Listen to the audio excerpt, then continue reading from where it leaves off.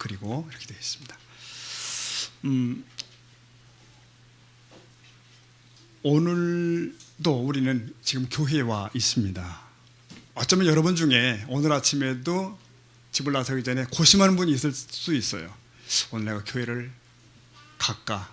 아니면 그 일을 할까? 네. 내가 신자인데 그래도 주일날 예배드려 가야지 뭐. 아니야, 몸이 무거운데 그냥 집에 있을까? 그러다가 여러분은 이쪽을 택한 겁니다. 그래서 하나님 백성답게 예배 자리에 왔고 성도들과 교제도 하고 그렇게 되었습니다. 여러분은 잘 선택하셨습니다. 네, 그리고 믿으시죠? 네, 옆에 분에게 잘 선택하셨습니다. 네, 잘하셨어요. 네. 여러분, 이렇듯이 우리의 삶은 끝없는 순간의 선택이에요. 어느 쪽을, 어느 길을 갈까? 그 문제예요. 우리는 압니다. 나의 인생은 하나님과 깊은 관련이 있다는 것을, 그리고 나의 뜻에, 나는 그의 뜻에 합당한 삶을 살아야 한다는 사실을 알아요. 그러다 보니까 우리가 지난 날을 생각해 보면 여러 생각이 들 때가 있습니다. 그때 그 길을 선택했는데 그 길은 가지 말았어야 했던 길인 것 같아. 아니면 그 길은 하나님의 뜻이 아니었는가 봐. 뭐 이런 식으로. 여러분 중에 요즘 고민하고 있는 문제가 어떤 문제인지 생각하시면서 어떤 결정을, 어느 길을 택할 것인지 생각해 보시죠. 네, 우리 인생은 그래서 인생 자체가 길이죠. 인생 길이라고 합니다. 길은 늘 교차로가 있습니다. 갈래길이 있습니다. 거기서 어느 쪽을 택할 것인가 하는 것은 그 결정에 따라서 향후의 모습이 판연하게 달라지기도 하죠. 그래서 이 길의 판단과 선택은 우리의 인생의 승패를 가름한다 라고도 말할 수가 있습니다. 그래서 이 문제는 만만치가 않습니다. 정말 만만치가 않습니다. 내가 인생을 승리해야 되고 성공적으로 살려면 나는 그 하나님의 뜻을 반드시 알아야 되는데, 그 뜻을 알아야 되는데 이렇게 말하는 사람들이 많이 있어요. 그러면 과연 여기서 말하고 있는 하나님의 뜻은 무엇일까? 여러분 뭐라고 생각하십니까? 많은 분들이 막연하고 이미 지적했던 것처럼 숙명적 입장에서의 하나님의 뜻을 생각해요. 그분이 이미 딱 짜놓은 내 인생이란 틀을 생각해요. 그리고 내가 그 안에 있어야 되는데 잘못 가면 큰일 나는데 이렇게 생각합니다만은 이게 문제가 있습니다. 유명한 기독교 그 복음주의 저자인 게리 프리슨이 쓴 책에 보면은 세 가지로 하나님의 뜻을 얘기를 해요. 하나님의 뜻은 세 가지다. 주권적인 뜻이 있다, 윤리적인 뜻이 있다, 그리고 개별적인 뜻을 말할 수 있다. 이게 세 가지로 구분을 해볼 필요가 있습니다. 우리도 상당히 좋은 그 인사이트라 보고 따라가며 생각을 한번 해보도록 하겠습니다. 주권적인 뜻을 생각해 보십시다. 여러분 보세요. 우주 안에 일어나는 모든 것을 결정하시는 하나님의 감추어진 계획이 있습니다. 그게 하나님의 주권적인 뜻입니다. 그러니까 하나님의 눈에는 다 열려있는 뜻이에요. 그러나 우리의 눈에는 가려져 있죠. 우리 모릅니다. 알 수도 없고 알아서도 안 되고요. 예컨대 구약을 보면 하나님의 은총으로 정신병에서 회복된 느부갓네살 왕이 이렇게 고백한 적이 있습니다. 다니엘 4장 35절, 그가 이렇게 말하죠. 땅의 모든 사람들을 없는 것 같이 여기시며 하늘의 군대에게든지 땅의 사람에게든지 그는 보세요, 자기 뜻대로 행하시나니 그의 손을 금하든지 혹시 이르기를 내가 뭘 하느냐 하고 할 자가 아무도 없다. 이 하나님을 얘기하는 겁니다. 얼마나 그분이 크신지를. 근데 그 하나님의 주권을 행함의 대상이 누구냐고 하면 여기 보니까 땅의 모든 사람들, 하늘의 영적 존재들 모든 게 다 포함돼요. 하나님은 당신의 절대 주권 속에서 피조 세계의 간섭을 전혀 받지 않는 유일한 분, 유일한 전능자입니다. 누구도 그분의 시비 걸 수가 없는 거죠. 그의 손을 보니까 금할 자가 없다 하고 되어 있습니다. 그런 역사의 흐름에 대한 완벽하고 큰 그림을 가지고 계십니다. 그래서 나라를 다스리셔요. 큰 일을 행하시죠. 그뿐일까요, 여러분? 보세요. 잠언 16장 보면 3절에 이런 말씀도 있죠. 같이 볼게요. 시작. 제비는 사람이 뽑으나 모든 일을 작정하기는 여호와께 있다. 제비 뽑기 얼마나 사소합니까? 그것까지도 심지어 다른 곳에 보면 주사위가 던져지면 거기서 5, 3, 4 숫자 나오는 것까지도 하나님과 관련이 있다는 겁니다. 이토록 하나님의 주권은 엄청난 역사의 주관부터 시작해서 작은 제비놀이까지도 포함이 돼요. 이렇게 하나님은 그 깊은 섭리 속에서 그의 주권을 행사하고 계십니다.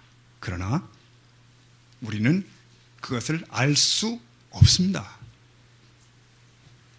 가리워진 그분만의 영역이에요. 그러니까 극단적으로 얘기하면 그건 잊어먹자고 일단은. 네. 돌아옵시다. 게리 프리스 말한 두 번째의 그 하나님의 뜻은 이거예요. 윤리적인 뜻.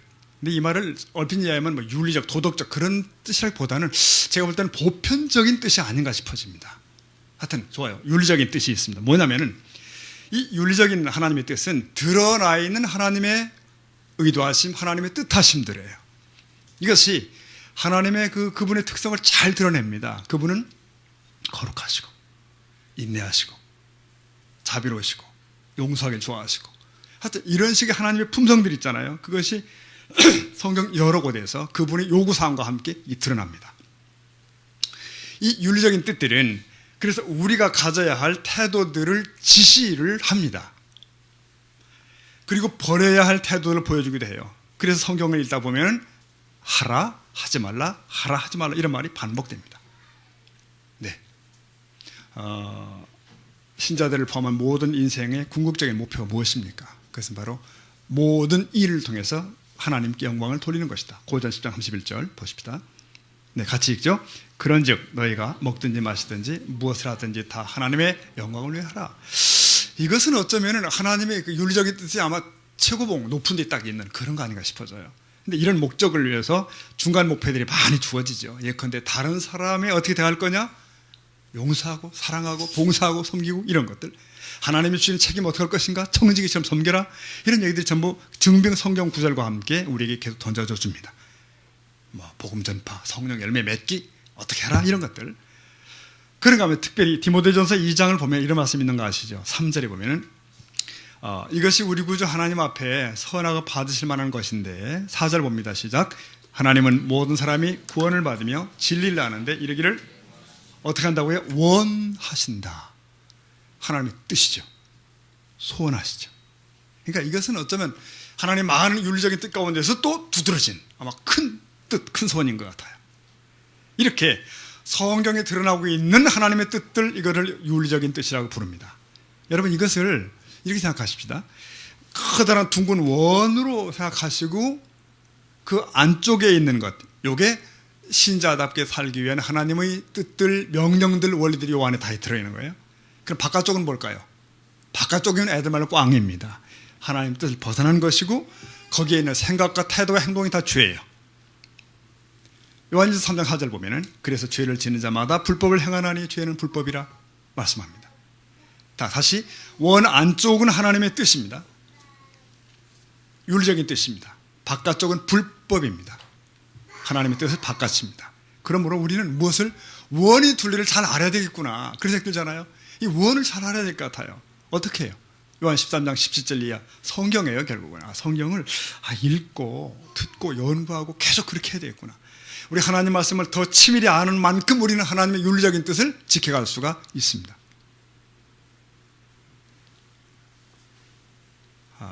근데요 여러분, 인간은, 사람은 하나님의 형상이죠. 특별하죠. 다른 동물과는 전혀 다릅니다. 사람만 판단과 선택이 가능한 존재예요. 즉 지, 정, 의가 있습니다. 우리가 지식이 있고 감정이 있고 의지가 있잖아요. 있습니다. 로봇이 아닙니다. 그래서 우리는 마치 창조주처럼 결정도 하고 분석도 하고 판단도 한다니까요. 에덴 동산 생각하십시오. 하나님 말씀하셨습니다. 사람에게 너희가 동산의 모든 실과는 임의로 먹되. 그래요. 뭐죠? 임의로 먹되. 네가 선택하라는 거야. 복숭아를 먹든지 사과를 먹든지 네가 마음대로. 단 제외된 건 있었죠. 근데 중요한 것은 에덴에서도 하나님은 사람을 놓고 어떻게 자유가 우선이에요. 임의로 먹어라. 그 자유로 하나님의 뜻을 수용할 수도 있고 거절할 수도 있었던 것이 사람이에요. 자, 레위기 11장이나 신명기 14장 읽다 보면은 여러분 그 구약의 음식 규례들 많이 나오죠. 부정하다, 안 부정하다, 먹어라 말라 많이 나오는데 이 부정한 것들은 원 밖에 있는 겁니다. 원 안에는 무엇든지 먹고 마실 수 있어요. 무엇든지. 네. 그런데 성경에 아무런 명의나 윤리적인 언급이 없는 부분들이 있죠. 특히 21세기가 더 그렇죠.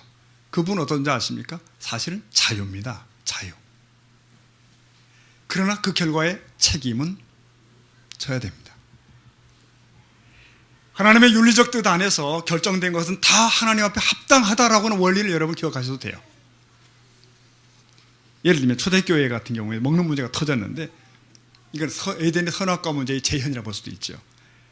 로마서 14장 가보면 우상 제물, 아니 시장에 나와 있는 제물을 먹느냐 마느냐 가지고 많이 다투고 다 그렇게 하는데 사실 사도 바울이 논리는 그겁니다. 상관없다. 자유롭게 해라. 먹든 말든 이런 거거든요. 단 다른 약한 자가 시족하지 않게 건덕하게 덕스럽게 이렇게 말하는 거죠. 직접 하나님의 명이 없었지만 고로 윤리적인 자유 영역에서 결정할 것들을 주십니다. 제가 이렇게 말씀하는 것은 우리는 좀 짜여진 틀 안에 있지 않다는 것이에요. 여러분이 큐티도 하시고 설교 열심히 들으시고 우리 그런 과정을 통해서 우리는 그분의 뜻을 나름 점점 더 알아가요. 그분의 윤리적인 뜻들을. 그래서 오늘 하루도 누구를 만나면 어떻게 대화하고 어떻게 살아야 될지 수많은 지혜와 지침들을 계속 받습니다. 곧 말씀드리거니와 그래서 성경은 읽으셔야 되고 묵상해야 되고 깊이 새기시고 그리고 순종을 하셔야 돼요. 내것화시키는 거죠. 이 하나님의 윤리적인 뜻은 성경에 대개 문자로 드러나 있는데 성도라면 그걸 순종하며 삽니다. 그러면 실패하면 망하는 게 아니고 회개하고 다시 일어서는 겁니다. 자, 윤리적인 뜻은 우리에게 주어져 있고 그것은 상당히 생각보다 넓다. 이해되셨죠? 그러면 문제를 이제부터 좀 합시다. 결국 우리가 남는 문제는 이겁니다. 하나님의 주권적인 뜻이 온 우주에 있다. 맞다 이거예요. 그 숨겨져 있다. 우리 부인할 수 없어요. 다음, 윤리적인 뜻은 우리 모두에게 주어진 것이고 드러난 그리스도의 삶의 기준들인데 성경에 있습니다. 문제는 그거 말고 내게 향하신 하나님의 개별적인 뜻이 있는가 하는 거예요. 나 이진우를 향한, 여러분 아무개를 향한 하나님의 뜻이 있는가. 예컨대 너는 많은 대학 가운데 숭실대학교로 가야 되고 그 다음은 삼성에 들어가야 되고 그 다음에는 누구와 결혼해야 되고 이런 거 있을까요? 하나님이 정하신 성경에 일일이 기록되지 않은 수많은 일들이 우리의 삶에는 있습니다. 어디서 살까? 정말 누구와 결혼할까? 어떤 교회에 등록을 할까? 난 어떤 직장을 선택할까? 이런 것들은 소위 큰 거죠. 여러분, 우리 각 사람의 삶을 위해 세우신 하나님의 세부적인 계획은 과연 있을까요? 없을까요? 예수 아니면 노인데 지금 제가 말씀드린 바는 소위 전통적인 사고는 예스입니다. 있다고 보는 거예요. 이게 잘못되면 숙명적이 되고 조금 더 나가면 팔자소관이 됩니다.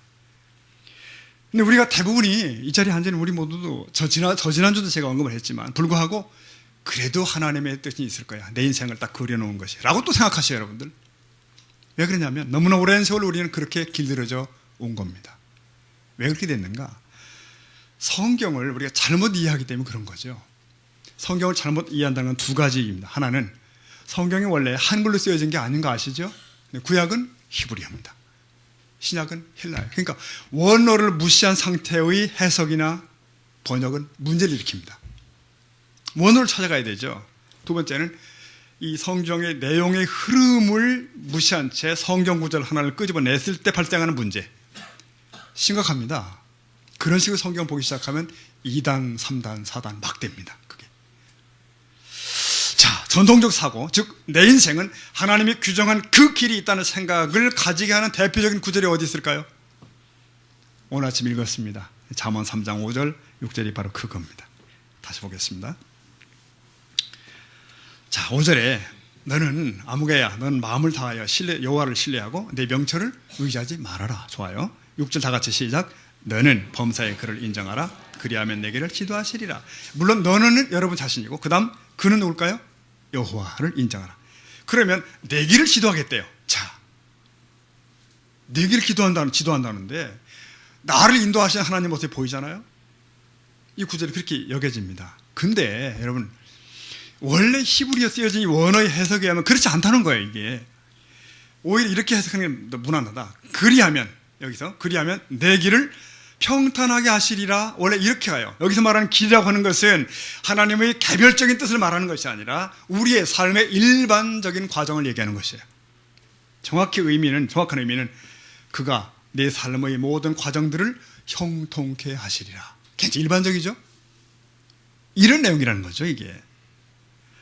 잠언 3장 5, 6절의 요점을 다시 말씀드리면, 자신의 세상적인 명철보다 하나님을 의지하는 자는 하나님의 기준에서 볼 때 형통하는 삶을 거두게 될 것이다가 이겁니다. 네. 그러니까 너 아무 길을 얘기하는 게 아니라니까요. 다시 그 다음 시편 32편 말씀 보시면 8절에 유사한 구절이 있습니다. 보세요. 내가 내 갈 길을 가르쳐 보이고 너를 주목하겠다. 네, 여기도 길이 나오죠. 내 갈 길. 여러분, 이 역시 하나님이 내 개인의 길을 알려준 해석이 단 그 구절이 아닙니다. 여기서 말한 너의 갈 길이란 걸어가야 할 삶의 과정을 의미해요. 과정을 그냥. 이사야 30장 말씀도 있어요. 이사야 30장 21절 보면은, 자, 너희가 오른쪽 치우치든지 왼쪽으로 치우치든지 내 뒤에서 말소리가 내게 들려 이를 텐데 뭐라고 하냐면, 읽어봅시다. 시작. 이것이 바른 길이니 너희는 이리로 가라 할 것이며. 여기서 길이 자꾸 나오는데 보세요. 우선 눈에 띄는 거, 이건 개인이 아니라 너희죠. 이스라엘 공동체입니다. 일단 이스라엘 공동체가 어떻게 살아야 될지, 이건 내가 가야 할 바른 길을 얘기하는 게 아니라니까요. 내 길과 상관이 없다니까요. 여러분, 신자의 삶의 궤도가 하나님이 짜놓은 길에서 벗어나 방황할 때마다 성령께서 바른 길로 돌아갈 수 있게 해주신대 라고 이해하면 안 되는 구절이에요. 여기서 바른 길이란 이스라엘이 따라야 되는 하나님의 법도입니다. 백성들은 그 법에서 떠나 살고 있었어요. 따라서 소리가 둥두져 들리는 거야. 돌아서라, 돌이켜라. 이 선자들이 가르치며. 그러니까 이 요점은 우리가 하나님의 윤리적인 뜻이라는 길로 나아가도록 우리를 훈계케 하는 선지자나 교사나 목회자의 가치를 설명하는 구절이기도 합니다. 신약의 여러 구절들이 이런 식으로 약간씩 곡해되는 구절들이 많이 있어요. 골로새 1장 9절, 4장 12절도 그런 식으로 곡해됩니다. 특히 여러분 잘 아시는 하나만 더 봅시다. 로마 12장 1, 2절 보시면은 거기 뜻이라는 말이 나오죠. 2절 보면 너희는 이 세대를 본받지 말고 오직 마음을 새롭게 함으로 변화를 받아. 읽어봅니다. 하나님의 선하시고 기뻐하시고 온전하신 뜻이 무엇이 분별하도록 하라. 여기서 말하는 하나님의 그 온전한 뜻이 뭐냐? 또 뜻이 또 문제예요. 뭐냐 이게? 여러분 이렇게 생각하십시오. 로마서는 1장부터 11장까지가 엄청난 구원의 교리 설명해요. 1장 11장까지. 그리고 12장은 바로 앞에 설명한 그 교리에 합당한 삶을 어떻게 살 거냐. 여기 12장부터예요. 그러니까 12장 1, 2절은 바로 그 문입니다. 자, 신자의 삶이란 어떤 것인가? 제가 말씀드린 바로 그 윤리적인 뜻, 그것을 12장 전체부터 얘기 시작합니다. 이건 개별적인 뜻을 말하는 것이 결코 아니라는 거예요. 3절 이하 내용은 개별적인 것이 아니고 일반적이며 은사, 활용, 사랑, 헌신, 열심 내기 등등이 12장에 쫙 깔려 있는 겁니다. 이어지는 거예요. 여기 말하는 하나님의 뜻은 분명히 개별적인 뜻이 아니라 보편적인 뜻을 얘기합니다. 로마 12장 이 부문은 특정한 문제들의 결정에 도움을 주지 않습니다. 성도의 삶 전체에 대한 기본적인 자세를 지목합니다. 즉 하나님의 윤리적인 삶에 합한 자세를 권고하는 말씀이 12장 1절과 2절이에요. 이외에 비슷한 것이 골로새 1장 9절, 에베소 2장 10절 다 비슷한 내용들입니다. 자, 이 부분이 결론은 이겁니다. 성경은 우리 각자의 개별적인 길을 언급하지 않는다. 그런 구절은 없다 이거야. 성경에는 없다. 그럼 왜 그걸 우리가 그토록 굳세게 믿는가? 성경적 교리로 믿는가? 여러분 이제 말씀드린 대로 부정확한 성경 해석에 기인합니다. 거기에 우리가 오랜 세월 길들여져 있다 보니 그렇게 믿어져 버린 거예요. 여러분 내 생각도 아니고 성경이 맞는다고 믿습니다. 아멘이죠? 성경대로 가는 거예요. 그냥 성경이 그렇대요. 자, 그러면 조금 짚어서 개별적인 하나님의 뜻이 있다고 그래도 믿는 인생을 산다면 그들에게 발생하는 문제를 좀 생각해 보려고 합니다. 여러분, 물론 개인이나 나라나 이 우주 전체가 하나님의 큰 섭리 안에 있습니다. 근데 우리 궁금증은, 우리 문제는 그 하나님이 어떻게 내 인생에 개입하나 그 부분이잖아요. 나는 그 하나님의 뜻을 어떻게 알 수 있는가, 그건데 전통적 접근은 이제 지목한 대로 우리 인생에는 이미 정해진 그 길이 있다는 것이고, 숲속의 오솔길 마냥 나의 그 길이 있는데 그것은 미로예요.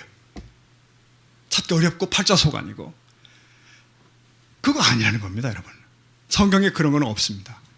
그런 생각을 계속 가지고 인생을 산다면 어떤 문제에 부딪히느냐. 첫 번째, 일단 그렇게 사는 게 불가능하다는 겁니다. 불가능. 왜 그런가요, 여러분? 여러분, 우리의 삶 속에는 선택하고 결정할 것이 얼마나 많은지 아시죠? 우리가 모를 만큼 많아요. 얼마나 많은지. 하루 사는 동안에도 크고 작은. 당장 여러분 잠시 후에 식사하실 텐데, 우리 송도현님 만드시잖아요, 맛있게. 그러면 딱 받아가지고 젓가락을 들고 맨 먼저 무엇을 집을까? 밥이냐 깍두기냐. 아무것도 아닌 것 같지만 선택이에요. 이거 다 이렇게 시작됩니다. 우리 인생은 그렇게 선택이 쌓여져 갑니다. 그러다가 그때는 어떡하죠? 우리가 주어지는 지혜대로 하는 거예요. 다 맞습니다. 지혜대로 하는 거예요. 그냥 그러다가 그렇게 막 살아가다 갑자기 딱 멈춰요. 왜? 큰 문제가 있거든. 이건 결혼 문제야. 그러니까 이건 금식하고 이제 애쓰고 찾아야 돼. 그러면 조금 직전까지 수많은 문제들을 그냥 편하게 했는데 그 다음 큰 문제만 걸려가지고 세월 보내면, 물론 그 정성은 갸륵하지만 모순이 있다는 거죠. 모순이. 어느 부분은 내 의미로 내가 결정하고 어느 부분은 그냥 하나님 뜻 기다려야 돼. 무조건 세월 다 가. 하나님이 그러신 거야. 왜 그러고 있니? 그래 보실 것 같아요. 하나님 뜻 찾으려고 해요. 그럼 딴 것도 찾았어야지. 딴 건 제멋대로 할게요. 말이 안 되는 얘기예요. 왜 말이 안 되는가? 여러분, 젓가락을 뭘 짚는 것이 작은 문제일까요? 아닐 수 있습니다. 굉장히 중요한 문제일 수 있습니다. 우리 인생에 있는 모든 문제들은 우리의 이의로 크고 작다 말할 수가 없다는 것. 우리가 그 정도로 눈이 밝은 인생이 아닙니다. 우리 다 실수하고 있어요. 우습게 여기고 처리한 문제가 굉장히 심각한 문제일 수 있어요. 어떤 것들은. 저번에 말씀드렸죠. 요즘 교육 결정이 너무 쉬운 거잖아요. 그냥 대충 가서 가까운 데 가면 되지 뭐. 이렇게 쉽게 생각하지만 그게 그의 운명을 가름한다니까요. 현세와 내세에서. 여러분, 지난주 중에 내린 결정 중에 미리 하나님의 뜻을 파악하고 기도하고 내린 결정이 몇이나 있을까요? 출근길 어디로 갈까? 교회와 좌석 어디 앉을까? 양말 어느 쪽부터 신지? 이게 바나나부터 살까? 사과부터 살까? 그때 손쉽게 결정을 우리 한 겁니다. 하지만 그건 진정 작은 문제입니까? 결혼, 직업, 학교만 하나님의 뜻을 찾아야 되는가? 아니라는 거예요. 모든 것이 다시 하나님의 뜻과 관련되어 있다는 거예요. 자칫하면 우리는 시간 낭비만 할 수도 있습니다. 소위 하나님 뜻을 집요하게 찾는다고 하는 사람 중에 인생을 그렇게 낭비해요. 결국은 지가 결정하면서. 그렇잖아요, 여러분. 결국은 자기 판단력을 사용하는 겁니다. 결국은. 근데 막연한 기다림을 하나님 뜻을 찾는다는 명목하에 가지고 있을 때 100% 확신이 올 때까지 기다리다가 어떻게 되는지 아십니까? 결국은 상황이 문제를 주도하게 돼요. 결국은. 막판에 상황 따라 결정하는 거예요. 근데 그런 생각을 너무 갖고 살다 보면 전부 말씀드렸죠. 신관이 부정적이 됩니다. 하나님의 관이 부정적이 돼요. 왜 하나님은 나를 괴롭히지? 아니 그 길을 왜 숨겨놓고 나를 힘들게 만들지? 이게 뭐야? 하나님은 그러시지 않거든요. 숨긴 적 없으시거든요. 그러다 보니까 어떤 이들은 잘못된 욕망 때문에 어디까지 가죠? 그 암날을 내가 반드시 알아야 돼.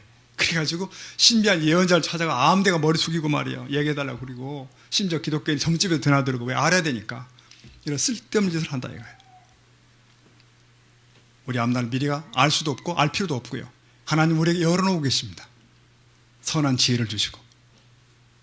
그리고 그의 주권적 섭리가 뒤에 있겠지만 그런 우리 앞에 무엇을 윤리적인 뜻들을 제시해놓고 일단 거기서 걸르면 되는 거예요. 그러면 여러분 중에 벌써 이제 예민한 분들은 떠오르는 의문이 있어요. 아니, 성경에 사람에 대한 개별적인 인도의 사례가 없는가? 있는데? 있습니다, 여러분. 그 분명히 있어요. 예외는 늘 존재합니다. 단 예외를 일반화하지 말라는 거예요. 사도행전 16장 읽다 보면은 사도 바울이 전도 여행을 떠나죠. 근데 막 다니는데 성령께서 아시아에서 복음 전하는 걸 막았대요. 그리고 그날 밤에 환상이 딱 떠오르더니 손짓해. 마게도냐로 오라고. 나 좀 도와달라고. 마게도냐, 유럽인이에요. 그래서 그 다음날 방향을 바꿨어요. 노정을 마게도냐로. 구약과도 마찬가지죠. 기도원의 경우에도 우리가 미디안 공격할까요? 확신을 얻으려고 몸부림치다가 양털 내놓고 이슬 주십시오. 이슬 내렸고 다음날 또 이슬 내리지 마십시오. 안 내리고 뭐 이런 거 하잖아요. 양털 테스트 이른바. 개별적인 터치입니다. 분명히. 그러나 여러분 이들의 경우에는 분명한 보세요. 초자연적 계시의 방법으로 하나님이 들어오신 거예요. 환상, 천사, 분명한 음성 이런 거지 않습니까? 거기 막연한 거 있나요? 애매한 판단이 아니에요. 하나님 바로 개입하신 거예요. 직접적으로. 왜? 이유가 있어요. 이 사도 바울의 경우도 바울이 아시아에 다니며 복음을 전파할 때 이게 이방 땅으로 처음 복음이 선포되는 중대한 시기에 하나님께서는 그의 코스를 결정하십니다. 너무 중요한 때요. 하나님 비상 개입이에요. 교회가 지상에 처음으로 막 확장되기 시작할 때 바울, 베드로, 빌립, 고넬료 그들에게 하나님이 계속 터치하십니다. 이렇게 해라 저렇게 해라. 천사를 보내고. 왜요? 하나님의 특별한 구체적인 인도가 필요할 때입니다. 그들에게 있어야 되는 거예요. 그러나 신구약 통틀어 어떤 구절도 개인을 얘기하면서 그 사람의 내적인 느낌을 통해서 하나님의 뜻을 보여주고 뭐 이런 거 없습니다. 그런 거. 우리가 기대하는 바 그런 게 없다고요. 그러나 전통적인 사고는 거듭 말씀드리거니와 우리의 생각은 어떤 겁니까? 하나님은 각 사람을 위해 계획된 구체적인 삶의 계획을 갖고 계시다.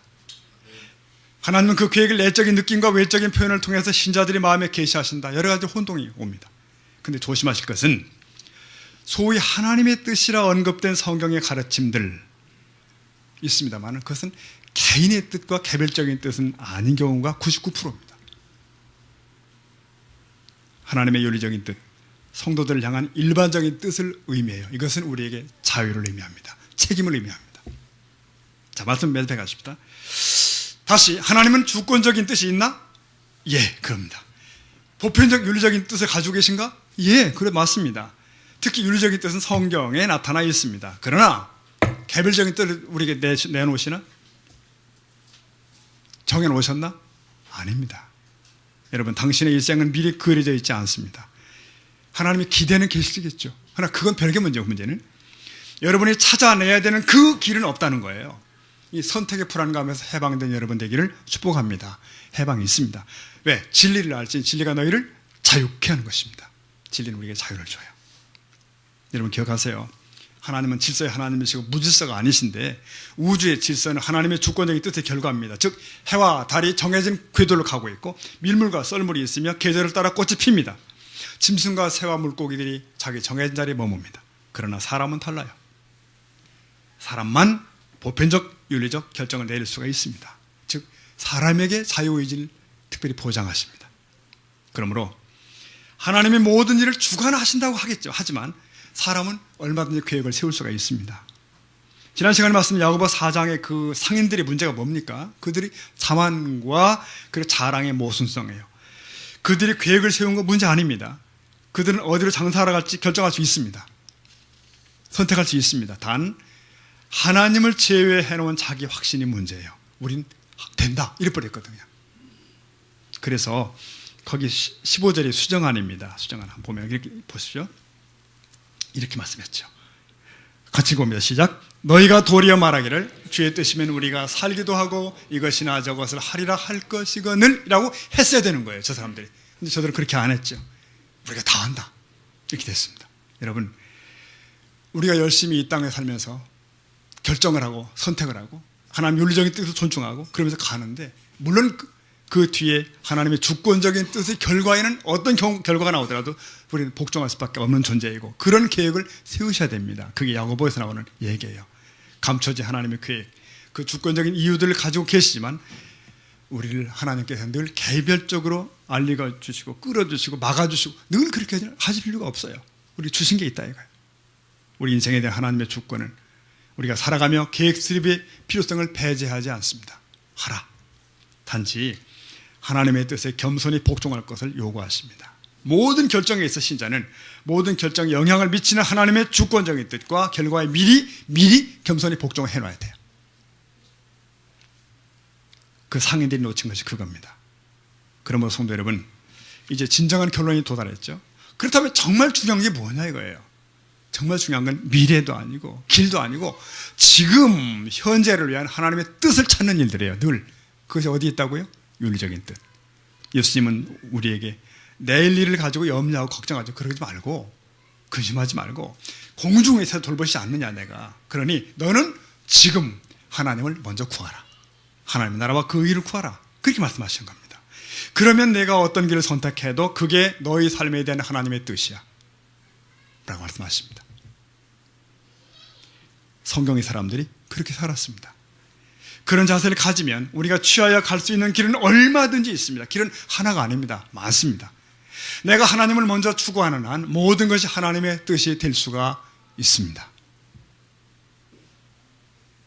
즉 하나님이 우리 인생에 대해 품고 계신 뜻은요 외줄기가 아니라는 것입니다. 넓고 넓습니다. 선택의 폭은 큽니다. 오늘 말씀하시겠습니다. 한번 따라 하십시다. 내가 주 안에 있는 한 나의 선택이 나를 향한 하나님의 뜻이다. 네, 이 말씀이 이해될 수 있길 바랍니다. 우리 기도하겠습니다. 하나님 이 시간에